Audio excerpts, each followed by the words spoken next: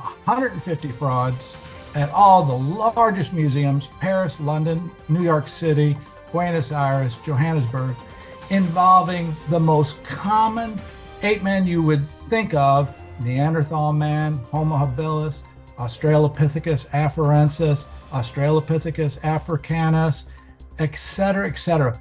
It is widespread, and this is an alarming discovery.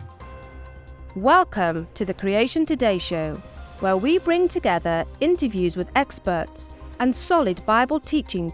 Your host, Eric Hovind, affirms the ultimate authority of God's Word, the truth of creation, and why it matters to you.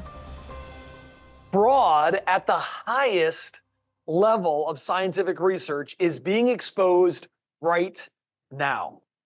Ladies and gentlemen, a research project that has been taking place over the last 27 years is making its way to the public, and its findings are, well, they're exposing this secret, this worldwide fraud that is being perpetuated among people still today in college classrooms and in museums everywhere. My guest today has spent the last 27 years researching human evolution and spent several of those years undercover, kind of on mission, traveling around the globe, interviewing expert researchers who are at the top of their field and have some of the most well-recognized discoveries in the world of paleontology.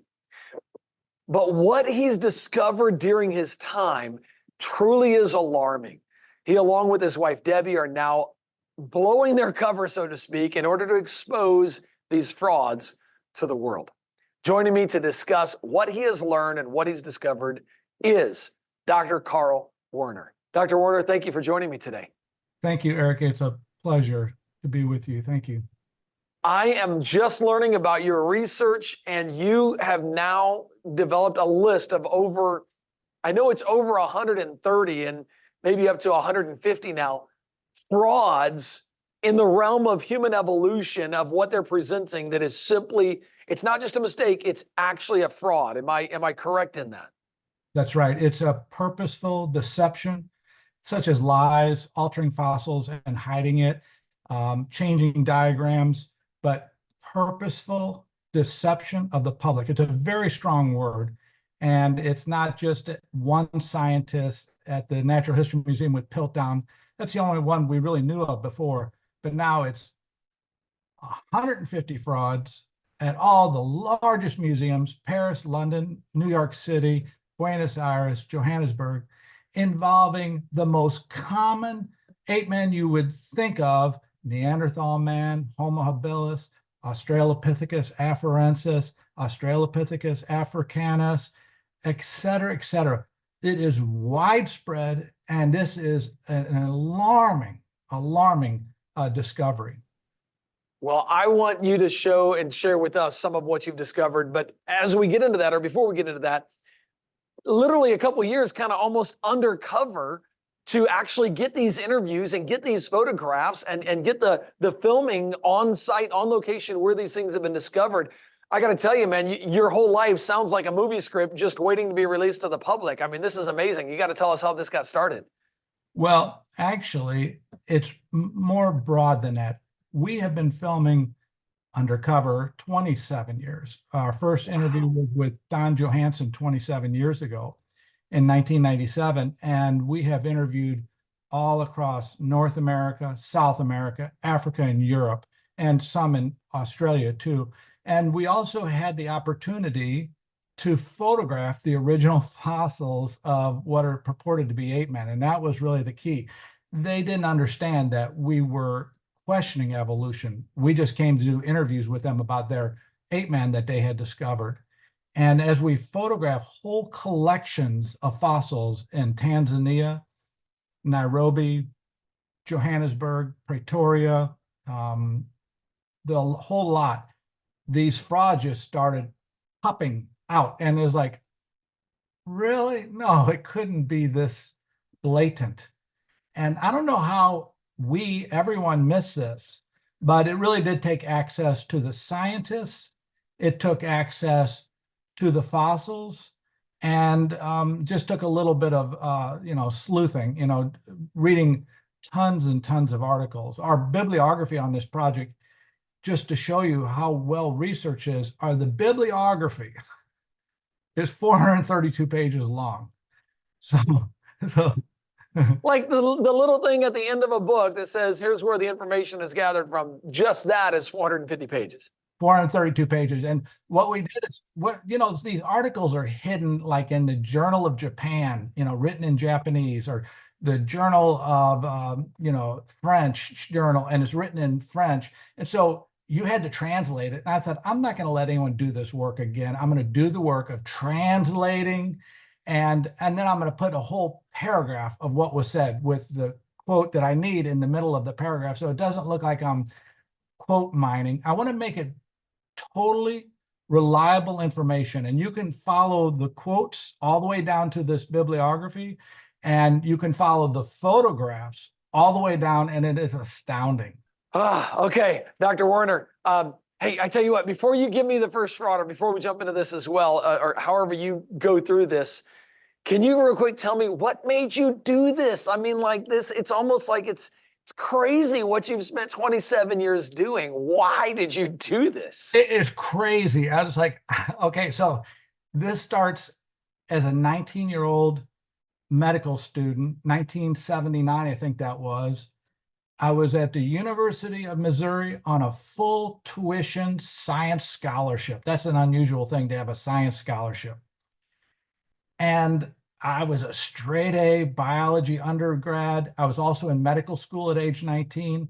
And some crazy Christian took me out to dinner and asked me 3 questions about evolution. And his questions were so simple, and yet I could not answer one of them. And I realized that there's something wrong with my belief system, because why can't I answer him? His questions were, where did matter come from if it all came from, naturally through the Big Bang? Where did matter come from? And there is no answer to that because of the laws of thermodynamics. The second question is, how did life begin? Because, Carl, you know that the large molecules, the macromolecules like the DNA, the double helix, the proteins, the enzymes, they don't form naturally. How could life ever begin? And his third question is, why does the fossil record not match evolution? Which I knew it didn't, but he said, but how can that be with 1 billion fossils? That's billion fossils collected in the museums. Why wouldn't you be able to see evolution for every animal group? And that started me on my first 18 years of just kind of reading, Eric, and just trying to sort it out. It's like, well, this must be this, and this must be this. Then finally, I told my wife I want to go do a 1-year project and go do interviews. And that was the start of 1997. I thought it was going to take me a year, but I'm very slow. I'm extremely slow. And I'm kind of like Jacob, where I worked 7 years for Rachel, and I got stuck with Leah. And then I had to go another 7 years, and then I got Leah, but then her father wouldn't let me take Rachel off. And so I had to do another 7 years. So I am very tenacious. I just won't let go of something once I realize I have something really important. So now 27 years. So it sounds like you're at the end of the 4th one of whatever those 7 years are. You're getting towards the end of that 4th one. You got to share with us what you and Debbie have discovered and why this is so significant. I heard you talk you're doing a couple little Zoom things, kind of private things for some people.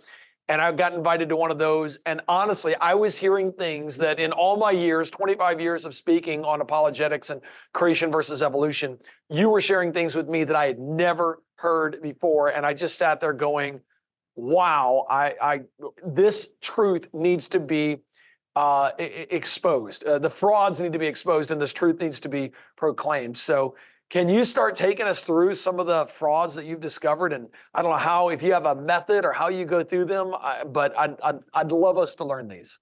You know what? Since we just have this limited time, I'm going to just show you some highlights, not in order, but I want the audience to understand there's 150 frauds. Actually, some people would guess more than 150, but there's 150 frauds. And here's the first one. This chart that we all grew up on, this chart of a small ape evolving to a human. And the chart is called The Road to Homo sapiens. And we interviewed the scientist, he's passed away now, his name was F. Clark Howell, who wrote this book for Time Life. And through the course of the interview and reading his books and interviewing his colleagues, all that's important too. You have to do the interview, the side interviews. We realized that there's only 14 animals in here, that 10 of the 14 animals that he put on here that we've all believed were not ape-men. He knew, let me repeat that. He knew 10 of the animals were not ape-men. Now, I just want to define what I'm saying by ape-man. An ape-man is not an ape. It's not a human, Homo sapiens. It's an animal, theoretical animal on the line going from an ape to a human. The evolution scientists would call them hominins, hominids, whatever, but it just ape-man. You know what an ape-man is. Clark Howell knew that animal 1, Pleopithecus, number 2, proconsul, number 3, Dryopithecus, number 4, Oreopithecus, and Paranthropus were not ape-men. They were not on the road to Homo sapien as this chart showed. And we have that clearly documented in the book and the accompanying video series. He also knew, and I can't believe I missed this, he also knew that the last 5 animals here were Homo sapiens. This one, number 10, is called early Homo sapiens. Well, you can't put more than one Homo sapiens in this chart since it's the road to Homo sapiens. Homo sapiens, Homo sapiens, Homo sapiens, Homo sapiens.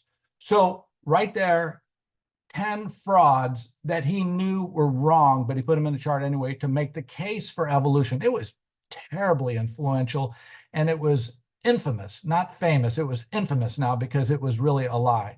That's one example. And that is still the chart being used today. I mean, they might have replaced the people, but they're still trying to present the same basic concept and allow that to happen. So this is based on actual fossil finds. And you're saying those fossils right there, we know from those fossils that those were just apes, just like modern day for some. Some were just human, just like humans that we have today. And so it's the drawing that ended up being the evidence more than the fossil ended up being the evidence. Is that kind of accurate? That's correct. That's correctly stated, but it's worse than that, Eric. He knew it. Wow. See, the guy that made the chart, if you read his readings, and we got his quotes throughout this chapter here, he knew that Pleopithecus was like a gibbon, a modern gibbon, and it wasn't ancestral to humans. He wrote that, but he puts it in the chart anyway. He knew that proconsul looked like a chimp, was not an ancestor to humans, and he put it in the chart. See, that's the fraud, and that's a very serious level of fraud. I don't think we should dwell on here because I have so many more, Eric. I want to go on to some more. Well, before you do, because this is fascinating to me. So this is all in a book. Anybody can get this book and look at all these frauds. Yes, there's 2 books. The one book is called Evolution: A Grand Experiment, Volume 3, Untold Stories of Human Evolution, and Volume 4, 9 Categories of Overturned Ape-Men. You will get to see this. This is from one of those 2 books. So yeah, it's available, and I'd encourage everybody to read it. Anybody can read this. A high school kid, 8th grade could, unscience trained person can read it. It's very simple language and only takes you about 2 hours. 2 hours to read it because there's 1,000 photographs in each book. So that's my kind of book right there. Exactly. It's my kind of book too. So I'd encourage you, if you're scared of this topic, don't be scared anymore. Just pick up this book. It's meant to help you understand what they did. And it's highly vetted. Many scientists have read this and they haven't found any errors in it yet. This is a vetted book. It's been read by other PhDs and it's highly researched, and you are in for a surprise. Okay. All right. I know you got more. I'm still wanting to know, why would he include these if they were fraud? We're gonna have to get the book and watch it. And your video series, I've watched 2 of your 8-part video series. Unbelievable, by the way. You got to check out the video series that accompanies these books. I'm gonna watch the other 6. They are so good. Okay. Another fraud. We've all heard of Homo habilis. Now, Homo habilis was supposed to be the creature between Australopithecus, 3 feet tall, 3.5 feet tall, and Homo erectus, 6 feet tall. So he's supposed to be about 4.5 feet tall, and he's supposed to have a brain between ape size, which is 500, and human size, 1,000, and it was about 700. This whole Homo habilis was complete sham and complete fraud. And I know those are strong words. Hang on to your seat if you believe in evolution, but I'm just going to show you the level of fraud here by Philip Tobias from the University of Witwatersrand in South Africa. His first fossil that he found was OH7. And this is his published photograph. Can you see that A and B? I can, yes. Yeah, that's his published photograph. That's the only thing that the other scientists saw, unless they happened to run over to Nairobi. Well, Debbie and I decided to go photograph the original fossils. And when we In Nairobi. In Nairobi. And when we photographed them, and I got back, I was like, what is going on here? This is the photograph that we took here. And this is a fossil. And there's something different. What's different? Now, by the way, this is a type specimen. This is a specimen, the first one they found, and that we're going to make all judgments about Homo habilis about this hereafter, based on this fossil. But if you look at letter B here, there is no letter B. There's no bone there. What happened to it? It was plaster. He added plaster to the type specimen. Now, that's unheard of. That you just don't do that unless you make it really clear a reason you'd have to do that. But that's just unheard of. And then we noticed on this is the left skull piece, he started to add what appears to be bones from other animals to his skull. You know, if you have a puzzle like here, you know, it's pretty clear that that piece fits there.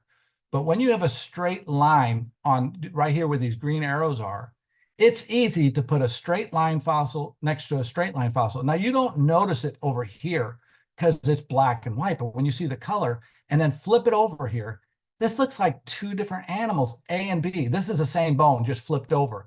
Look at A, it's a different color and it's connected with a straight line. And when it didn't fit, then he put a little plaster in there. I just want to scoot over here and show you, he also altered the other side. This is his published photograph of the right skull piece. Here it is. You just don't really know what's going on. It looks a little funny. I don't really see a problem. But then when you come over here and take the photograph, the color photograph that either I guess I took this photograph, and then flip this over to look on the inside of the right skull piece, a straight line, a funny colored bone, and you could actually say these here are the same situation. And if you go then looking at the small print, he says that maybe more than one animal was used to put the type specimen together, which again, that is a no-no. You cannot do it. A type specimen is a type specimen. You can't be interpreting it. That was the first of 4 frauds he carried out. Now, I want to show you the next. Can I move on to the next one? Yeah, well, tell me real quick, what did that bone do to make him say missing link versus, you know, like what did that do? So it looks like fraud. I get that. But for why would he do it? Why would he do it? Right. He's taking an animal, an Australopithecine, that's not an ape-man, 500 cc, just an ape size, and he's making it into a larger skull. See, now he's adding pieces, and he's saying, oh no, this is a large skull. This is 700 cc's. It wasn't, it was only 500 cc's. So he is enlarging the skull to make an intermediate between apes and humans. He's making it up to 700 cc's. And that's what his next 3 frauds are. He does 4 of these frauds on Homo habilis, and it's astounding. This is a very terrible thing to do, to alter a type specimen. The evolution scientists that are in the know, and not just a small couple dozen scientists, they say now there is no such thing as Homo habilis. This animal is really Australopithecus, or Australopithecus africanus, which is not an ape-man, and it's not 4.5 feet tall like he kept promoting, but it's only 3 feet tall. It's so short, it's like a chimp. And so the evolution science, and you can get the quotes off my book here. The evolution scientists know that there is no such thing as Homo habilis. They've abandoned it. Now, the people in the intermediate, the college professors and this fellow that you're quoting, and at the American Museum, they still display this as an ape man. No, it is gone. And this is the first of 4 frauds that he did for Homo habilis. When you see what else he does, it gets crazier. Let's see it. Okay, here's the same scientist, because he's the one that named Homo habilis. Here's the same scientist, his next fossil. He found these pieces, okay? And he assembled them, or his colleague assembled them into this skull, okay? It was Homo habilis, and the skull was STW53. I'm not going to bore you with the details. Now, this skull is this skull here over here, okay? Now, the doctor that put the pieces together for Tobias, his name was Ron Clark. And he came up with this skull. It was kind of small. It was only 500 cc's, but he wanted it to be bigger than an ape. So Dr. Tobias, the fraudster, goes to Dr. Clark, who is also an evolution scientist, and says, Ron, can you take this skull apart and enlarge it? He said, no, why would you do that? He says, well, it's a Homo habilis, and I want it to be larger brain. He said, no, when I put the bones together, the bones align because they connected. At certain points, you can find bones that touch each other, And he said, you can't just enlarge it. He said, that's crazy. Well, Tobias was on a mission to prove that Homo habilis was an ape man. So he asked another colleague, kind of a graduate student, Darren Kernow, who's now in Australia, would you enlarge it, take it apart? Well, sure. And so here's before the bottom view, and here's after the bottom view. You see how big it got? Oh, yeah. I can't. It looks like they just elongated it. And the difference is the amount of plaster that they used. He elongated it. And then you look at on the side view before what it actually is, and afterwards, he again elongates it. He spreads the bones out more. And we had the opportunity to interview Ron Clark, who put it together in the correct way. And see, now, when we interviewed him, Tobias is dead. And so he can now be a little bit more frank. See, they're never frank about their colleagues until their colleagues are retired and lose all political power, because they could do retribution. So, hey, he's dead. I can talk about him. So Ron Clark says the following. I'm going to paraphrase, but he says, STW53 was a bigger fraud than the Piltdown Man. He said it was terrible. Piltdown Man was a better fraud than this one. He said it is a complete fraud. And that's on camera with our film rolling. You can see that in our 6-part video series. And it's a stunner. Wow.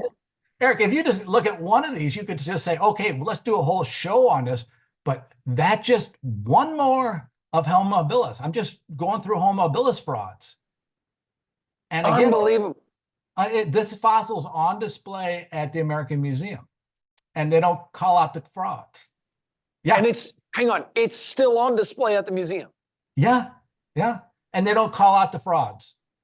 The poor frauds. I mean, honestly, I'm sitting here going, how frustrating that you're literally inventing the evidence. You have this preconceived idea, ape evolved into humans, now all we need is the proof, and you're faking the proof in order to sell your idea instead of wondering whether your idea is true or not. Oh my goodness. Oh my goodness. If anybody's out there just sleeping, you better wake up, because you're missing something big here. And this is a watershed moment for creation. When someone says that, hey, all these fossils are fake, that's Lucy, Australopithecus afarensis, Neanderthal, Homo neanderthalensis, Africanus, Turkana boy, Homo erectus. I could go through the list. They're all fake based. Oh my goodness. That's crazy. And you got, so how many have you shown me here? You showed me 10 with the ones that the guy included On the in the chart. chart. Yep. You showed me One, Tobias, first one. I don't know how many actual frauds that counts for. This one. Yep. This would be and- 2. and so And we're only at 12 out of 150 frauds. You got a lot more to go through. I'm not going to have time to get through it all with you, but for those of you watching, you just got a taste, just a little taste of some of the major frauds that are taking place, and you're seeing the evidence right there. I mean, look at that plaster. That is their evidence that it evolved, and it's completely fabricated. It's completely made up. Dr. Werner, I want you to go through some more of these, but I'm going to have to let social media go right now. If you're out joining me on social media or a television show or a podcast, first of all, thank you for tuning in. I hope that this is I want to say amusing, but as frustrating to you as it is to me to realize what's propping up the evolutionary worldview is nothing but a lie. I got in the second half, Doc, I wanted to bring my friend in, Bones here, because you're going to be covering some stuff that I want to look at here as you talk, just from if we get to what I heard you talk about the other day, and actually look at some of the things that they're claiming about these things and how it's half man, half ape. I want to get into some of these structures and actually think with you on it compared to my friend Bones here. So Bones and I are going to be hanging out with Dr. Werner. If you guys want to join us, come on over to creationtoday.org and we'll hang out there together for another half an hour. Before I let you go there, I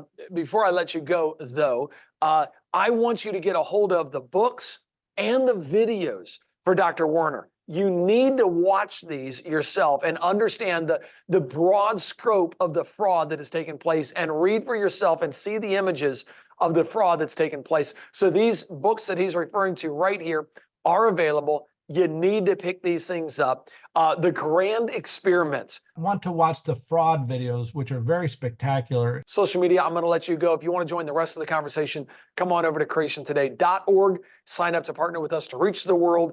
And you get to access not just the rest of this conversation, but every conversation we've ever had. I think we're almost at 365 amazing conversations. So you got one for every day of the year. All right. So come on over to creationtoday.org and join us. Don't miss it.